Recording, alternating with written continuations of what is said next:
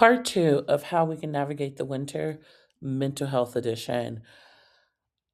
We don't talk about it often, but we need to talk about it. And this has been one of my most transformative winters I have ever went through. Um, so seasonal depression is real.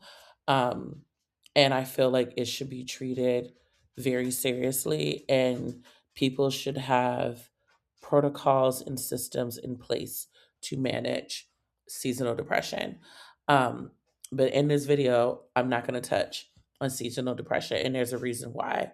Um, but if you do suffer from seasonal depression, just make sure you're staying on top of medication if you're taking medication, and you're staying on top of your appointments with your therapist and your psychiatrist. If you have a psychiatrist and a therapist that you see, make sure that you're regularly scheduling your appointments. For the longest time, I thought I had seasonal depression, and literally the season will come up. I'll be like, oh, okay, this is what's happening. And then I just, anything that happens after that is out of my hands. And that's how I used to treat um, the winter season. And it wasn't until I had a conversation with my friend um, and a series of unfortunate events. It wasn't until then that I remember one day I woke up and I was just like, I woke up and I have depression, but it is what it is. And she was like, I don't think you have depression. And I was like, what do you mean? Because there's also active depression for those that don't know. So a lot of people, when you think of depression, you think of the, oh, I'm just gonna like, the weight of the world is like making you sink in and you literally can't do anything. But then there's also active depression where you still have to function as a human being and you still have to do your day-to-day activities, because either your livelihood depends on you being active, or your children depend on you being active, or you might have a dog that depends on you being active. So you're doing the motions, but like mentally you're still in this like place. Speaking of dog, hi Chunky.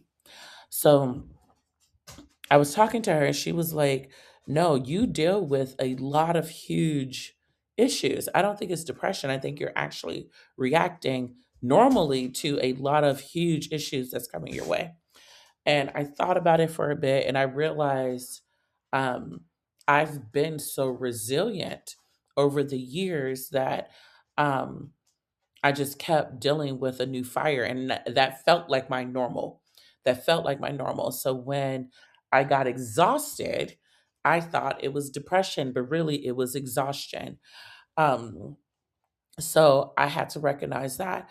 And then there was one night I injured myself really, really bad. And that injury really made me sit and think like, okay, I'm getting older. I can really hurt myself to the point where it can cause long lasting damage. Let me take an assessment, an audit of myself mentally to figure out just where I'm at. So when I stepped back and I did that audit, I realized that I was numbing a lot of this exhaustion and this frustration that I was feeling. I was numbing it out with anything that I can numb it out with. So then I had to address the numbing. I'm like, okay, can I go without alcohol? Can I go without dating? Can I go without what else was I doing? Just being outside and avoiding my home. Can I go without these things and can I sit at home and just be okay? And the answer was no. At that time, it was no. It was, I could not be still. It was, I'm having more anxiety than ever. It was like, I just can't. I just can't.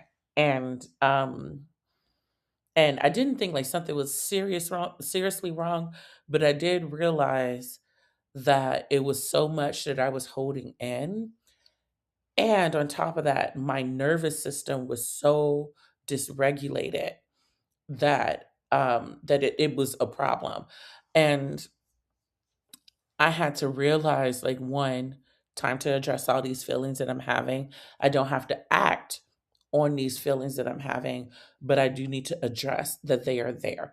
And I had to address that I'm not feeling fulfilled when it comes to my everyday life, my day to day life. I am not fulfilled alone, like by myself.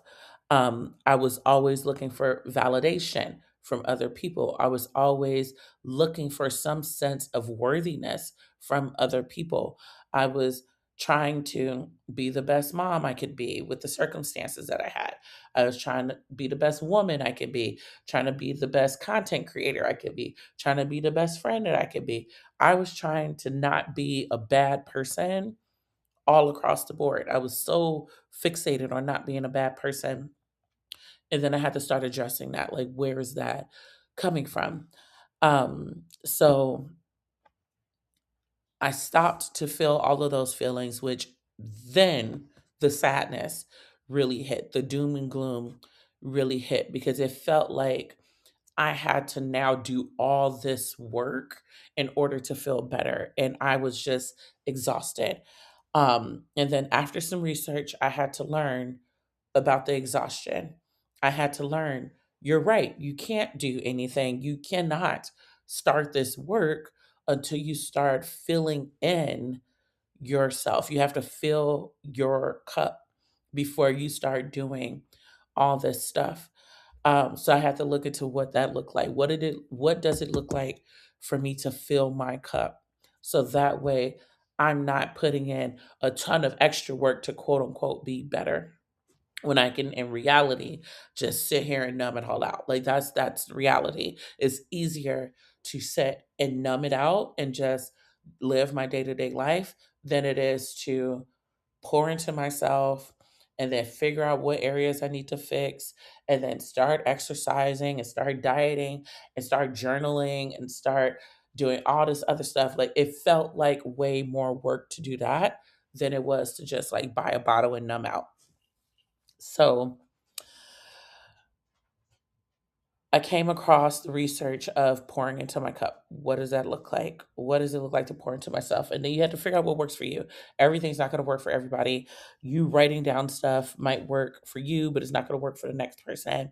Um, and then I had to look at okay, is there something small that I could be intentional about where I know that this moment is for me?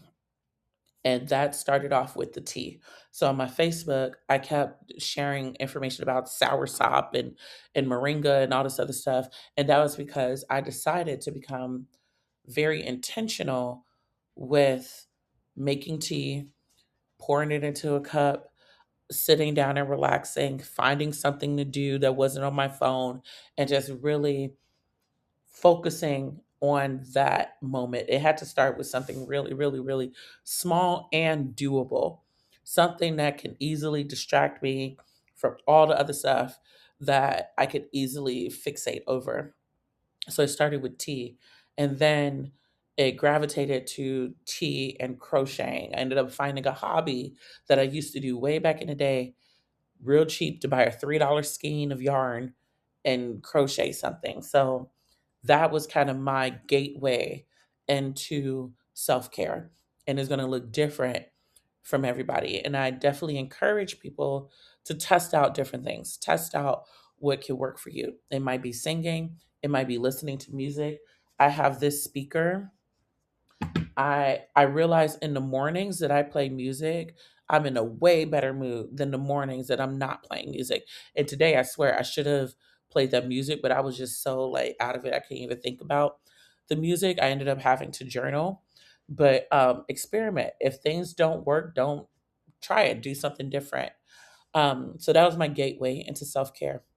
And then I started reading, which I was going to talk about this in my activities one, but I think this kind of integrates into the mental health. I am a really big fan of self help books. And one of the books that I picked up right away was Brene Brown, The Gift of Imperfection. And that one did probably a really huge, like the biggest, maybe the second biggest shift that I had throughout this winter. If you deal with a lot of trauma, this book will be great for you. The Gift of Imperfection by Brene Brown. And I read it, and it talked a lot about shame. Like, she is an expert with shame, and just talking through how that feels and how we process shame and how it can just construe any situation. Like, it felt like she knew my life from 0 to 38. Like, it felt like she knew what I was going through. And then the turning point in that book for me was right in the beginning. To be honest, it was to talk about worthiness, and that touched on my people pleasing, because I really wanted to people please all the time, still do to this day. um, but that book helped me flush out these feelings that I was just holding on to for so long. So, learned about escapism and what I was using to escape my feelings, and then navigating what those feelings are without having to act on all of them. And then touching upon how I can be intentional with pouring back into myself. Like, you have to be really intentional about it. And then there was one piece that I didn't talk about, which I could talk about now, which is, if you're using escapism to avoid certain things, something that we don't pay attention to is, when we're using escapism, we're getting high amounts of dopamine. We are like lit. I'll put it in our terms. We lit, we outside, we doing the things. Like, we are used to these high dopamine activities. And I remember a former friend of mine talked about having to do low dopamine activities, and like, I didn't know what he was talking about, because I'm like, I don't know what you're talking about. It just sounds like punishment. It sounded like punishment when he kept mentioning it. But then it wasn't until way later that it started to click that is really hard, really, really hard, because I struggled with this like really bad, to go from high intensity, high dopamine activities where your form of, having time for yourself is, I'm outside, I'm out in clubs. Well, I'm not in I'm too old for clubs, but whatever. But like, I'm outside, I'm like meeting with friends, I'm kikiing it up, I'm out here drinking, I'm out here just living my best life. It's very hard to go from these high, like intense activities to, I'm about to drink tea in my bed. That's a huge shift. That's a huge shift. And mentally, we can think, yeah, for homebodies, it's real easy. Homebodies is actually the opposite for them. They are at this low, like, calm point where they feel good at this level.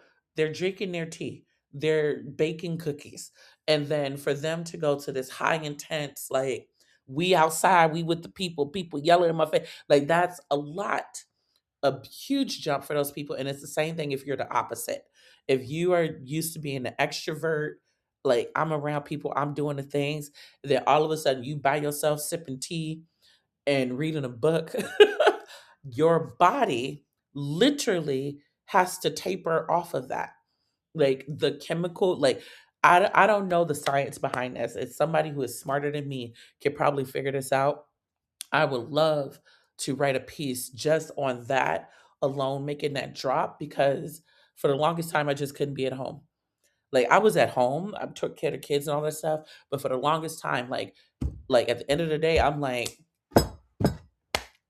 if I would, like, it was so bad that I was literally going outside and just riding a bus.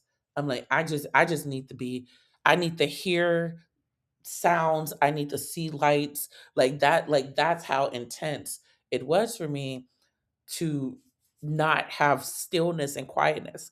Stillness and quietness for me was like it was torture. It was torture for me to just sit in stillness, and I didn't see it as a problem, because I'm like, I was so used to being like dealing with chaos. I was so used to chaos that that was my normal. Being outside of that scared me, because it's like, okay, what's the next thing that's about to, pop up in my face? So this winter, I'm not gonna lie, is the first winter that I was able to taper off of that. It was extremely difficult, because there's nights where I'm just like, oh, I gotta do something else. Um, but you have to taper off, and it is difficult. And what I had to do, I had to crochet helped a lot because I was able to like move. Like I was still able to move my body and still do something that's intense, but it was a relaxing activity. It helped take my mind off of things. Being on video chats with friends, that helped me, be social without having to be outside and doing all the things. Um, what else? I still went out, but I didn't do like extreme outings. I didn't do outings where it was a bunch of people and a bunch of activities happening. I had to do more. I got to pull examples because I don't know how to categorize it. I went to watch the Bears play.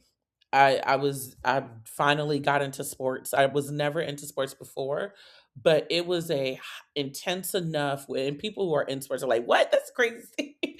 Like the craziest thing you do is watch sports because if you've been around sports fans, it's chaos. It's chaos being around sports fans.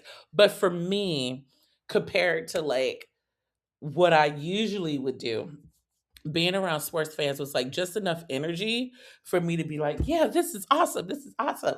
But because a Bears game is only what an hour long, maybe 90 minutes per game, um, it had a cutoff point. It had a cutoff point, and I could taper off of that and be calm enough to be like, okay, I got my excitement for the day, and now I could go home. I also went to see live jazz music. Jazz music is interesting. But I realized from that outing that I love cultural jazz music. So like uh Brazil, think Africa, think Afro beats, think Afro fusion, think I'm gonna look this up later because it's probably a way better term than what I'm using.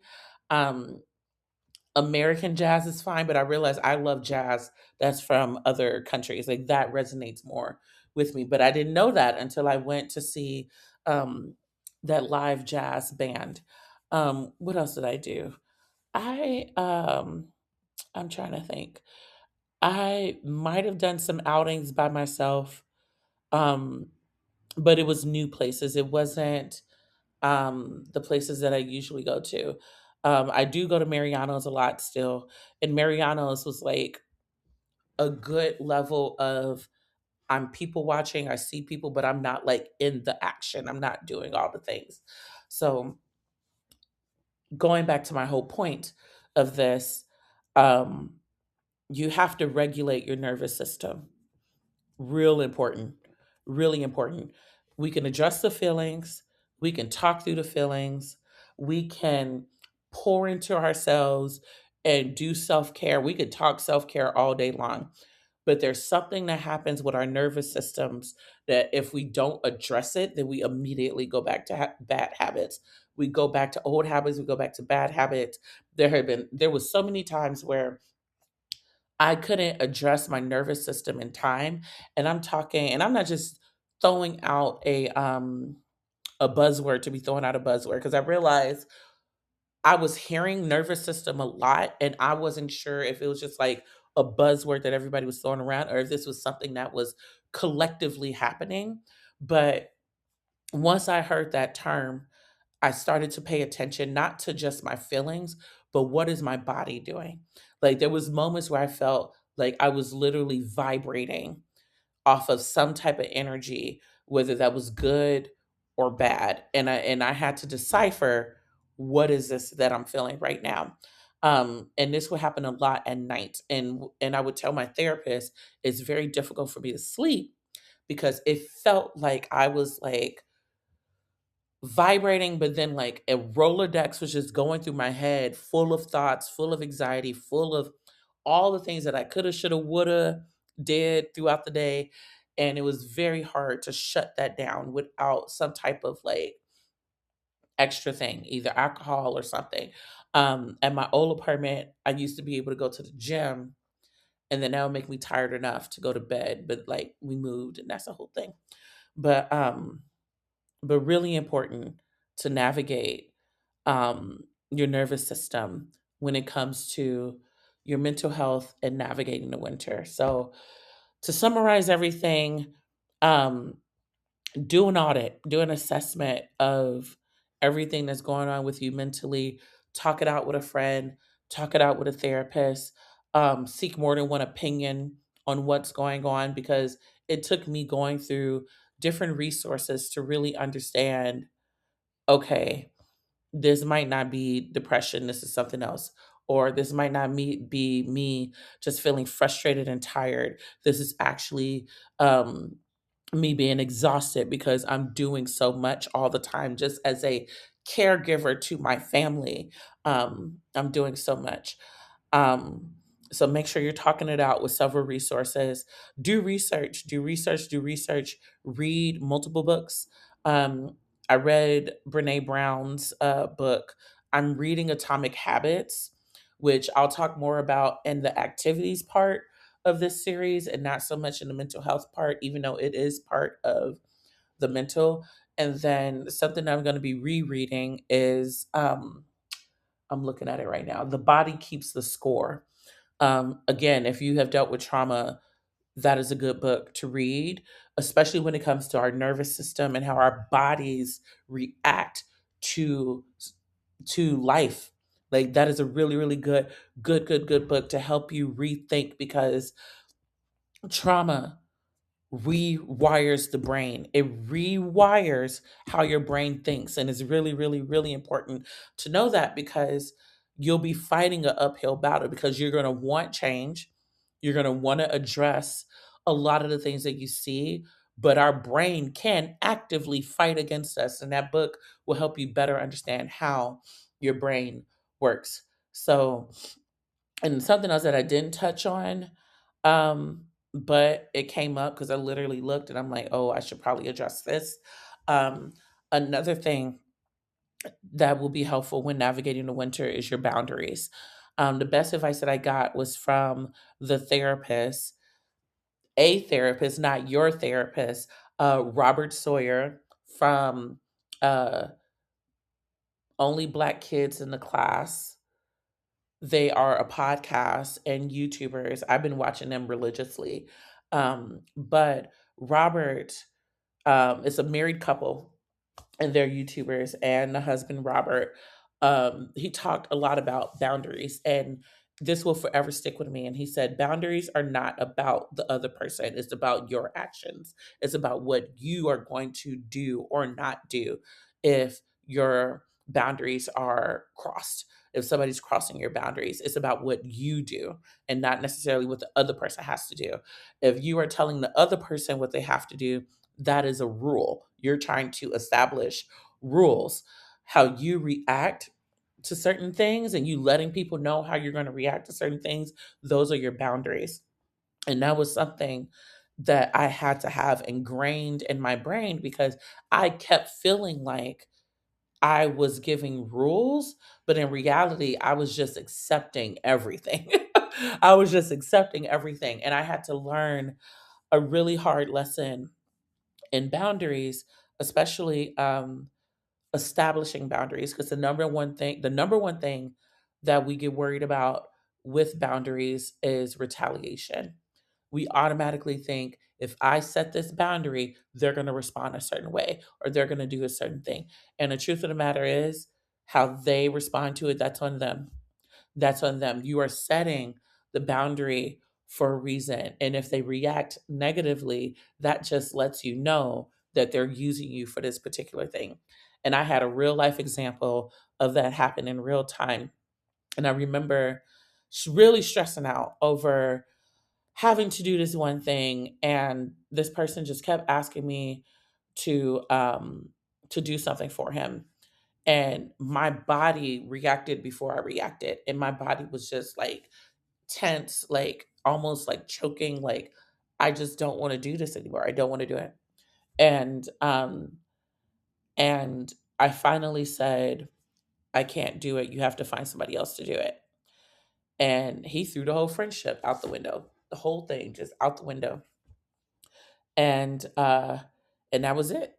I didn't respond. I didn't throw a fit. I didn't call. I didn't do any of that stuff. And I had to quickly realize that was what it was. Um, and it's okay for you to establish boundaries to protect yourself and to protect your energy. Because you have to pay attention to how much these things can drain you when you feel like you have to do stuff all the time, whether that is picking up a phone call, whether that is responding to a text message, whether that is going to do something, no matter what that is. Um, you have to establish boundaries to protect yourself. Sorry, I got thrown off by another phone call. Um, but just to recap everything, do an assessment, document it, do your research, talk to multiple people, try different things, see what works for you, see what doesn't work for you. And remember that if you're exhausted, you can't keep pushing out, executing this, executing that. You have to pour into yourself so that way you can have enough energy to keep going. So that's it for now. Stay tuned for part three because there is a part three, believe it or not, of navigating the winter. And I'll see you all next time.